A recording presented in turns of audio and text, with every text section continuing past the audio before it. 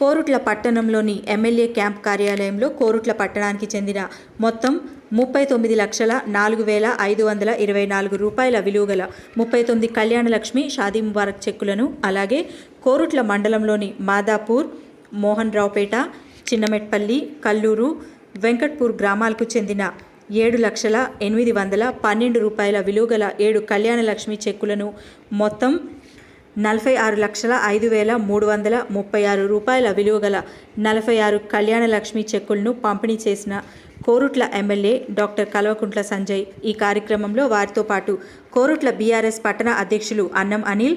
Korutla BRS మండల అధ్యక్షులు